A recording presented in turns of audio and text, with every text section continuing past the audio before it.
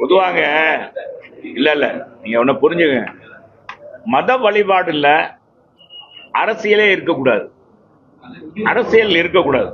அதுதான் எங்களுடைய நிலைப்பாடு. தமிழ்நாட்டு மக்கள் எல்லா பேருமே சகோதரர்கள் தான்.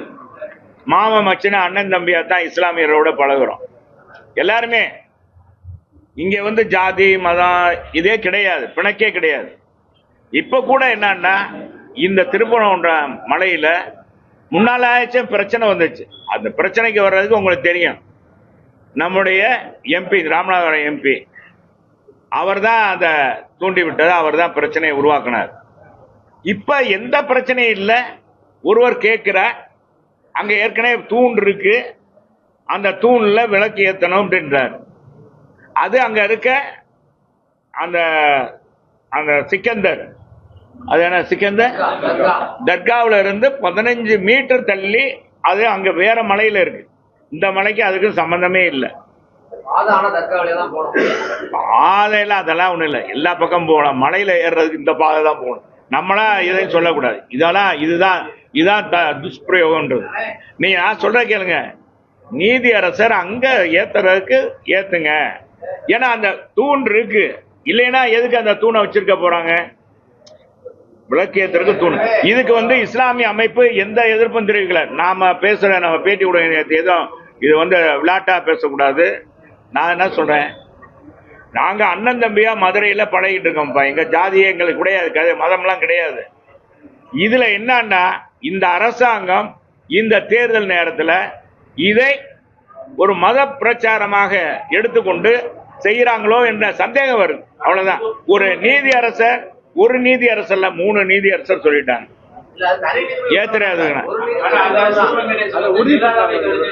இந்த சு வெங்கடேசன் நீங்க இப்ப சொல்றீங்க, நான் இந்த சு வெங்கடேசனுக்கு சொல்றேன், அன்புசை எனக்கு நண்பர் தான் அவரு. ஏங்க 31,000 கோடி ரயில்வேக்கு ஒதுக்கியிருக்காங்க மத்திய அரசு. தென்னக ரயில்வேக்கு 301 கோடி தாங்க ஒதுக்கியிருக்காங்க. மதுரைக்கு எவ்வளவு ஒதுக்கியிருக்காங்க? இவர் கேட்டாரா? மதுரை வளர்ச்சிக்கு ஏதாச்சும் செஞ்சிருக்காரா? சரி, முல்லை பெரியார் உங்களுக்கு தெரியும், ஆனா 136 அடியில இருந்து 142 அடியாக நாங்க உயர்த்தணுமா இல்லையாங்க? அதை கூட இந்த அரசாங்கம் காப்பாற்ற முடியல. கேரள அரசு சொல்லி 1 அடி குறைச்சிட்டாங்க, 41 அடியாக குறைக்கி. அதுக்கு ஏதோ ஒரு டேர்ம்ஸ் வச்சு இந்த தேதிக்கு பிறகுதான் ஏற்றணும்னு சொல்லி அதையும் குறைச்சி விட்டாங்க. எங்க அம்மா இருக்கிறதோடையும் எடப்பாடியா இருக்கிறதோடையும் குறைக்க முடிஞ்சா? சரி, அந்த அணையை பேபி அணையை சீரமைக்கிறதுக்கு பேசினாரா, குரல் கொடுத்தாரா நம்ம வெங்கடேசன்? 152 அடியா உயர்த்தணும்னு மத்திய இது உச்ச நீதிமன்றமே சொல்லியிருக்கு. அந்த உயர்த்துவதற்கு இந்த அரசாங்கம் என்ன நடவடிக்கை எடுத்தது? பேபி அணையை உயர்த்துவதற்கு நடவடிக்கை எடுத்தாங்களா? வெங்கடேசன் அழுத்தம் கொடுத்தாடா நாடாளுமன்ற தேர்தலில், நாடாளுமன்றத்தில் அவையில் 2 முறை தேர்ந்தெடுத்திருக்கோமே. என்ன வளர்ச்சி? சும்மா மத பிரச்சனையை மட்டும், மதத்தை மட்டும் பிஜேபியை தாக்குறது தான் அவருடைய எம்பியை நம்ம தேர்ந்தெடுத்தோமா மதுரை மக்கள்? நீங்க இதெல்லாம் வந்து நானா இருந்தாலும் சரி நீங்க கேட்கணும், நீ என்ன உன் தொகுதியில் இதை செய்யலையே அப்படின்னு கேளுங்க. அப்பதான் மக்கள் பிரதிநிதிக்கு பயம் வரும். மக்களுடைய கடமையை செய்யணும். அரசியல் பேசுறதுக்காக நாடாளுமன்ற உறுப்பினர் கிடையாது, சட்டமன்ற உறுப்பினர் கிடையாது. நானும் இப்ப வந்து அரசியலுக்காக பேசல, மதுரை மக்களுடைய குரலாகத்தான் நான் சொல்றேன். இப்ப அதிமுக இங்க இருந்து சொல்றதுன்னா, அதிமுக குரல் வந்து மதுரை மக்களுடைய பிரச்சனை, உங்களுடைய பிரச்சனை, இந்த ஊடக நண்பர்களுடைய பிரச்சனை. நீங்க எத்தனை பேர் உங்க நீ வர முடியுதா? அலுவலகத்துக்கு போக முடியுதா? ஒரு இடத்துல இருந்து ஒரு இடத்துக்கு நீ அந்த நிகழ்ச்சிக்கு போக முடியுதா?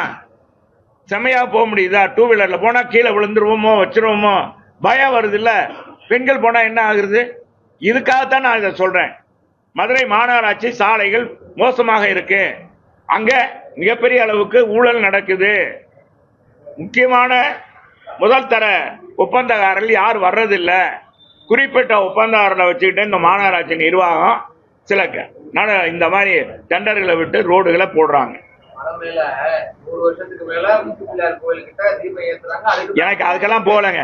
எங்களுக்கு நீங்க வரலாறுலாம் சொல்ல நான் சொல்றேன். இப்ப நான் இப்போ உங்கள்கிட்ட சொல்றேன், எப்படி கலைஞர் அவர்களுடைய நினைவிடம் அமைப்பதற்கு ஒரே நாள்ல ஒரு நாள் இரவுலேயே நீதியரசரை தட்டி 8 வழக்குகளையும் வாபஸ் வர வச்சு ஆணை பெற்று அங்கே நம்ம கடற்கரையில எப்படி அமைச்சாங்க.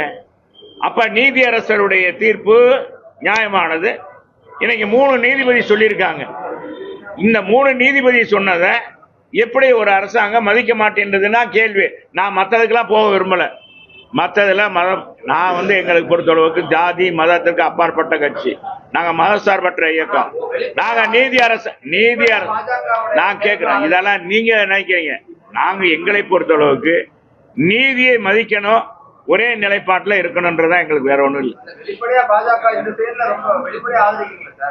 அதெல்லாம் அப்படியெல்லாம் அப்படின்னா முதல்ல அது மனிதாபிமானம்.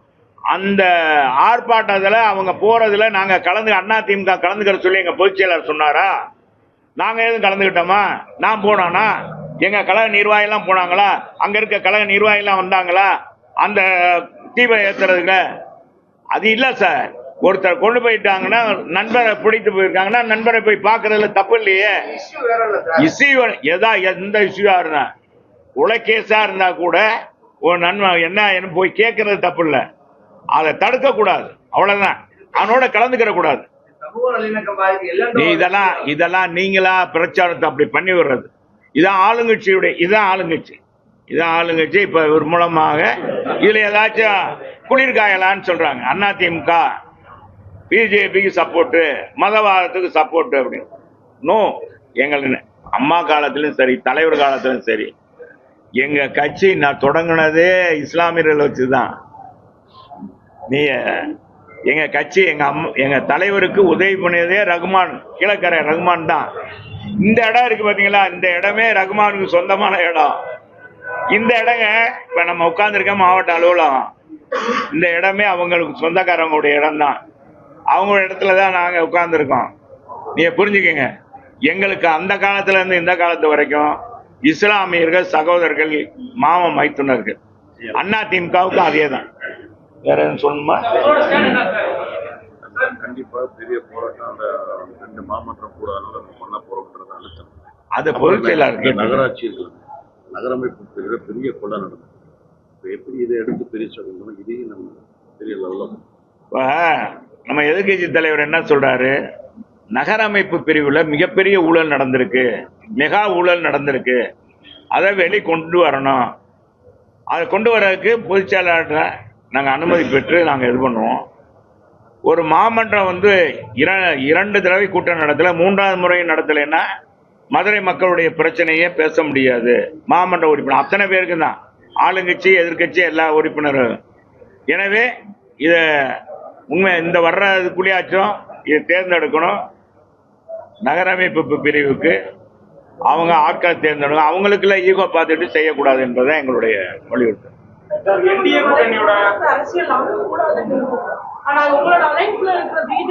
ஏங்க, ஆளாளுக்கு ஒரு கொள்கை இருக்கும்.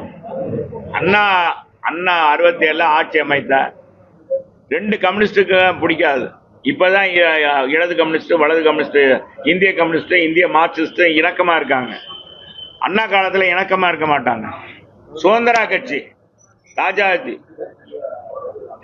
லீக், இஸ்மாயில் சாஹிப், இவங்களுக்கு அவங்களுக்கு பிடிக்காது. அவங்கெல்லாம் சேர்த்தார் இல்லையா? தேர்தல் என்பது பார்ட்னர் சார். அந்த தேர்தலுக்கான பார்ட்னர். கொள்கை என்பது தனித்தனி கொள்கை. அது வேஷ்டி, நாங்க உடுத்திருக்க வேஷ்டி தான் எங்க கொள்கை. கூட்டணி என்பது தோல்ல போட்டிருக்க துண்டு, அது எப்ப வேணாலும் எடுத்துக்கலாம். என்ன சொன்னேன்? இதை காட்டில உங்களுக்கு விளக்கம் சொல்லணுமா? துண்டாது.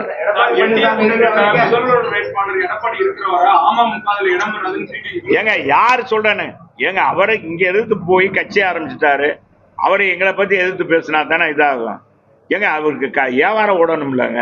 ஒரு கடை நடத்துறாரு, கடை தனியா போய் ஆரம்பிச்சுட்டாரு, இந்த கடையை நடத்தணும்ல. கடைக்கு வாயா, என் சரக்கு நல்ல சரக்கு, அந்த சரக்கு சரியில்லை, அதனாலதான் நான் இங்க வந்திருக்கேன் அப்படின்னு சொல்லுவாங்க. இதெல்லாம் போய் நீ அதற்கெல்லாம் ஒரு கேள்வி கேட்டு இதுக்கு ஒரு உங்களெல்லாம் நேரத்தையும் கேட்கிற மக்களையும் இது பண்ணணும். முக்கியமான பிரச்சனையை டைவர்ஸ் பண்ணாதீங்க. மாநகர பிரச்சனையை கொண்டு போங்க. தயவு செய்து தேவையில்லாத கருத்துக்களை தலைப்பு கொடு. பிரேக் நியூஸ் இந்த மாதிரி ராஜ் இந்த மாதிரி பேசினார், அதிமுக செயலாளர் அப்படின்னு பிரேக் நியூஸ் போடுறதுக்காக நம்மளை போட்டு ஏப்பா பேசாம இத பத்தி பேசுறீங்க? மாநகர பத்தி எதுவும் பேசுறீங்களா? வளர்ச்சி பணி பத்தி பேசுறீங்களா? நான் சொன்னதுல ஏதாச்சும் உங்களுக்கு சந்தேகம் இருக்கா? ஏதாச்சும் இருந்தா கேளுங்க. வளர்ச்சி அதே அப்படி சொன்ன முதலமைச்சருக்கு தான் நாங்க கோரிக்கை வைக்கிறோம். நீங்க வளர்ச்சி பண்ணி செய்யுங்க, தொழில் இங்க கொண்டு வாங்க. நம்ம தங்கம் தனரசு கூட சொன்னார், நிறைய வரப்போகுது. 5 வருஷம் ஆச்சு. மெட்ரோ அவங்கள தான் கேட்கணும், முதலமைச்சர் தான் கேட்கணும். நான் கேட்கிறேன், மெட்ரோ ட்ரெயின் வராதுக்கு காரணம் முழுக்க முழுக்க தமிழக அரசுடைய அந்த டிபிஆர் தயார் பண்ண குறைதாங்க. அதுதான் அழகா அவங்க சொல்லியிருக்காங்க. எவ்வளவு எங்கெங்க ஸ்டேஷன் அமையும், இடம் எடுக்கிறதுக்கு எவ்வளவு நிதி, எப்படி ஒதுக்க போறீங்க, எந்த வழியாக போகிறது என்ன என்பதெல்லாம் கேட்டிருக்காங்க. இதை கேட்டு திருப்பினது இது எத்தனை எப்போதும் வழக்கமான ஒன்றுதான். முதலே செஞ்சிருக்கலாம். கடைசி நேரத்தில் தேர்தல் நேரத்தில் இதை ஏதாச்சும் ஒன்று சொல்லி பாரதிய ஜனதா அரசுக்கு நெருக்கடி கொடுக்கணும்னு செய்யறாங்க. இதை சொன்னா நாங்க அதிமுக பாரதிய ஜனதாவோட இதாகுது அப்படின்னு சொல்லக்கூடாது.